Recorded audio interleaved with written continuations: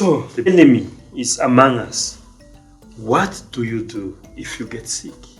I think firstly, before you get sick, to make sure that you've got all your supplies. So I have come across many people who have fallen sick and they don't have anything in their house. They don't have all the healthy foods. They don't have supplements. They don't have anything. They don't even have people to help them. So I think the first thing is that we must prepare ourselves for the fact that we may get sick. And we need to make sure that we've got the right foods and the right support that we need. The second thing is it's really important not to stress.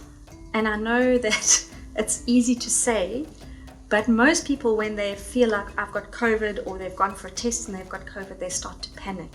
You think that's the end? And what does that do? We spoke about that in our previous... That fear. Yeah. That causes the body, the blood, to go into our muscles. Like we're running away and then our immune system is not responding. Exactly. Yeah. Okay, so stress is really not good. So you need to make sure that you've got people around you that can speak life into you and that can help you and encourage you. That's really important. And you need to fix what's going on in your mind. So if your mind is saying, I'm going to die, you actually have to say, actually, I have everything in my body that can help me to fight this disease. I'm going to rest, I'm going to eat, I'm going to pray, and I'm going to get better. Okay, so we have to renew our minds because what's in our mind is going to affect what happens in our body. I think the next thing, these are very simple things, is you have to drink enough. Why do you have to drink enough? Because we've got to get the toxins out of the body. Okay, so when you're drinking water, it's helping to flush the digestive system things out. So water is very important. Obviously, with all those supplements we spoke about earlier, so we're having lots of water, we're having vitamin C every 2 hours, we're having our vitamin D, we're having our zinc, we're having our zinc ionophore, whatever that is that we're equipped. We've got all of our things and we're drinking and we're resting. Why are we resting? Because the body is busy with a big job. It's trying to get rid of this infection. So if you feel like you're coming down with something and you're still trying to run your business and do all of these things in your house and cook and clean, you're not going to get better. I think we live in a country where it's like, actually, I'm fine. I've got this under control. No, no. Give your body the time that it needs to get better. Otherwise, you're going to be sick for 10 days, 15 days, 20 days. Yeah. Actually, just give yourself permission for 3 days, 4 days to sleep, rest, drink, have a fever, let your fever kill the virus, drink your bone broth, eat your broccoli sprouts, let people bring you your food, and actually let your body do its work. Are you going to feel awful? Absolutely, you're going to feel awful. Yeah. And with all these lockdown regulations, put your mask. Tell us about this mask. Can this mask protect us against getting COVID-19? Look, there's a lot of conflicting research around the mask, but there's enough evidence to show that they do reduce infectivity. But as I said before, the mask is one layer, but the most important layer is your body. A virus might come through your mask. That's wonderful. They always but talk you've about actually got mask with 3 layers. They forget about our body. We've got this amazing layer. So the most important thing is that your electrical fence inside your nose and inside your mouth and your lungs is on. Oh, that's wonderful. Yeah. And also, they are talking about like people with HIV. It's easy for them, or they will immediately die when they get this virus. Yeah. I think the question around HIV is quite interesting because you can be an HIV infected person on antiretroviral treatment with a great immune system. Or you can be an HIV infected person who hasn't been for a test, or you're not on medication and your immune system may be very compromised. So it's not the HIV that's going to determine how you deal with corona. It's the strength of your immune system. So actually, everybody in South Africa should know their HIV status so that they can decide to go on to treatment so that they can strengthen their immune system. So if you're an HIV infected person, you're not on your treatment and your immune system is low, if you get coronavirus, how is your body going to fight that virus? Because it's got no ammunition and your immune system is weak. Yeah. But if you're on treatment, you're adhering to your treatment, and you're eating well and taking all these other supplements, there's no reason that you shouldn't get through coronavirus very, very easily. In our previous conversation, you were talking about different vitamins that we need to have. But when you go outside here, people are rushing, buying antibiotics. Which antibiotics do kill coronavirus? Okay, so antibiotics only work against bacteria. Okay, coronavirus is not a bacteria. It's not a bacteria. Yeah, it's a virus. Okay. Virus that don't have life. Exactly. Yeah. And so what kills the virus is not the medicine. What kills the virus is your immune system. However, if somebody gets very sick with the virus, it means that their immune system is also open to attack by bacteria. Yes. So sometimes a person starts off by getting a viral infection. Maybe the viral infection goes to their chest, maybe they're struggling to breathe, and they can then get infected with a bacteria.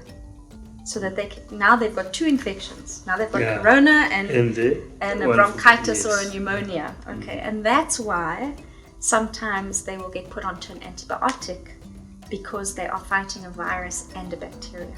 Okay, so that's something a medical doctor will be able to say. Yes, I understand. But that kind of leads me to the issue about if coronavirus is going to somebody's chest. Okay, when they're starting to feel that they are struggling with breathing, it's very important at that point to really step up some of the interventions. So I think the first thing that they found is that people mustn't just be lying on their backs. Okay, so you're feeling so sick and you have a fever and you're tired and you're laying on your back. What that does is it causes all of the fluids in the lungs to stagnate. I see. And that's really not good for the lungs. So it's really important for those people sometimes to sit up, or to even lay on their stomachs, or even to lay at an angle where their heads are at the bottom, so that the fluids can move through the lungs. And perhaps even for somebody to rub their backs, or for them to stretch and do some exercises, because they need to move that fluid through the lungs. That's very, very, very important for when it gets to the lung area. Secondly, to inhale steam. Our grandmothers taught us that you put this plastic bowl, hot water, Vixie, and then you cover yourself with a blanket. Okay, so that gets the steam into your lungs, and if you put something like eucalyptus oil or some tea tree oil or some frankincense in, then that actually brings heat into your lungs. But it also brings those oils, which are antiviral. They also can kill the virus. So those are important things. Wow, this is a wonderful time with Dr. Stefan. I feel like I'm sitting in a medical library and reading books. Yeah. Please help us with, there's also this kind of confusion where people are getting like flu, and they have this fear. Is it flu? Is it corona? Because some people say coronavirus is a kind of strong flu, and the people are rushing quickly to go for flu vaccine against coronavirus. Help us to clear that confusion. Okay. So flu is also a virus. Okay, so it's very, very difficult to tell the difference between flu and corona. At the end of the day, they're both viral infections. So everything we've said about corona will be the same as flu.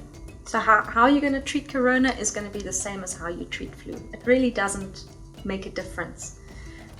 Your question around flu vaccine. The flu vaccine is very interesting, because there were some research studies done to see if I take the flu vaccine, will it reduce my chances of getting corona? Yeah. And actually what they found was the opposite. That people who had the flu vaccine had a 36% increased chance of getting coronavirus. So I think there probably needs to be more studies done, but at this point my thinking, based on that research study, is that we shouldn't be getting flu viruses to help us fight corona. In fact, we shouldn't have that vaccine at all. Yeah. And also, there are people who are saying like, there are those who can't get coronavirus. There are those who are vulnerable to coronavirus. Is it true that coronavirus, some people are like, have like kind of shield in their body, this virus can't even penetrate, or we are all targets, you know? Yeah, I think there were some people to say, oh, okay, this is a white person's sickness, or this is a, yes. you know, no, because they talk about dark skin can't get it. No, Yeah. that's absolutely not true. And in fact, some of the data in America In USA, and the UK are showing that dark-skinned people actually are suffering more. So I think at the end of the day, it boils down to two things. Number one, are your barriers in place? Is your immune system strong? And there is a genetic component. I think some people are genetically more predisposed to infection. And then fourthly, you know, what other diseases is your body contending with? So if your body is already fighting other disease, then it's going to make it a little bit more difficult. So doctor, can I go out and tell people that there's hope? If you get coronavirus, you can get healed. 98% of people who get coronavirus will recover from coronavirus. Wow, this is amazing. It is amazing. I think we have an opportunity to even change that 2%. If we are looking after our vulnerable, if we are helping them to eat healthily, if we are going back to this idea that we can grow food, we can eat food that doesn't have pesticides, we can eat food that's, you know, got the right kind of nutrients, if we are helping each other. Not everybody can afford supplements. You know, not everyone can afford to buy vitamins. But we can grow those veg in our gardens. We can grow it, but when you are sick, you do need more. Yes. So I believe this is an opportunity for us to be building community. If I know that my friend is sick and they can't afford to buy supplements, I can buy for them. So I see this as a huge opportunity for us to teach each other to grow, to share our food, to share our supplements. I think we can change the trajectory completely. So I think there's hope. I think people need to stop looking towards government and scientists to solve their problem for them. I think this is our individual and community problem. And we can go a long way towards building something better out of this epidemic. So, doctor, I'll be happy to have you in my garden. Yeah, as an African gentleman who grew up in a family where we used to, with our mother, have these small gardens around. Yeah, around my house, I have different type of veg, like mfino, I have cassavas, I have green peppers, I have a lot. So welcome to my gardens, and you have a look and tell us, yes, what all these plants can help with people. And it will help even people to start thinking about reducing flowers in their gardens and put veg. Wow, I really look forward to that. I think that if we are growing beautiful things in our garden and we can make some things in our kitchens that we can share, like bone broths and sauerkraut and sprouts. I mean, we can talk about those when we meet at your home. I think we can really do something amazing. Yeah. Thank you, Tito. I will see you in your garden. Thank you. Sure.